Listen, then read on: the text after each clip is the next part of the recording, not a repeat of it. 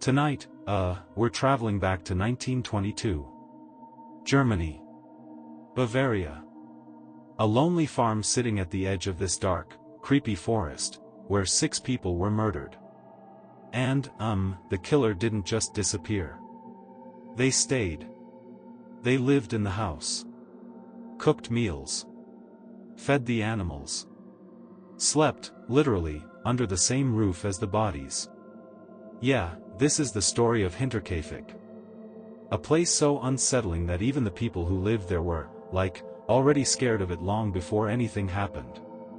So, Hinterkaifeck wasn't a village or anything. It wasn't even a street. It was just this one isolated farm, an old house, a barn, a couple sheds, sitting alone in the middle of nowhere. You know that feeling when the trees feel too close? When the wind feels heavier than it should? Yeah. That's the vibe. Inside lived the Gruber and Gabriel family. Andreas, the strict and honestly kinda unsettling father. His wife, Kazilia. Their widowed daughter, Victoria. Little 7-year-old Kazilia. 2-year-old Joseph. And, soon, a new maid named Maria. From the outside, it looked like a normal rural family. But, the walls of that farmhouse, yeah, they had already been listening to things they really shouldn't have. And that's when the weird stuff started.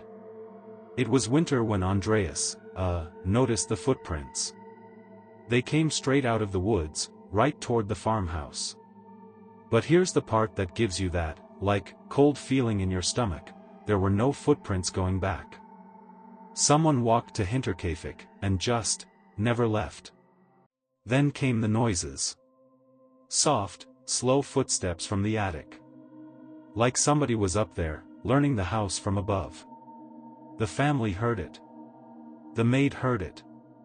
And she was so freaked out she quit. She literally said the house was haunted. Whatever was living above them, she didn't want to know. But the weirdness didn't stop. A random newspaper, one from a city the family hadn't visited, just, showed up inside the house. Andreas started telling neighbors he was hearing things, that he felt like someone was watching him. It was like Hinterkaifeck was breathing. Waiting. March 31st, 1922.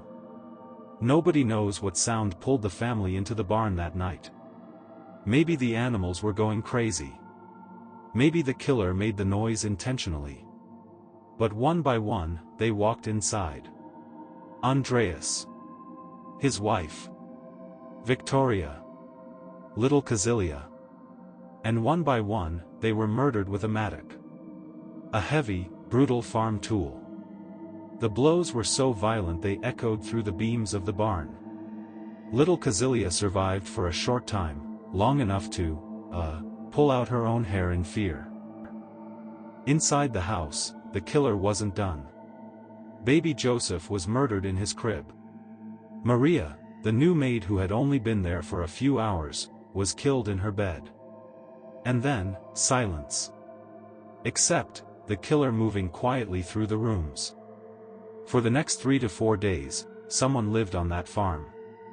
They cooked meals. Ate at the family's table. Fed the cattle. Slept in the house. A neighbor even saw smoke coming from the chimney after the family was already dead. The killer didn't run. They stayed. They made themselves at home. Days passed. People noticed the family wasn't showing up at church. The little girl didn't come to school. The milk deliveries just sat there. Eventually, a neighbor named Lorenz Schlittenbauer went to check. He found the bodies in the barn, stacked under hay and wood. Inside the house, he found the maid, and the baby. The police came, but, the investigation was a complete disaster. Neighbors just wandered through the crime scene like it was a tourist attraction. People touched things, moved bodies, messed with evidence. The police even let parts of the barn get torn down. Whatever clues were there, yeah, they were gone. So the theories started. Some people suspected Lorenz, the guy who found the bodies. He had a complicated history with Victoria. Some even thought he might be the father of baby Joseph. And he knew the property, weirdly well. Others pointed at Andreas Gruber himself. There were rumors of abuse. Dark, suffocating family secrets. Maybe someone snapped. Then, there's the creepiest theory of all.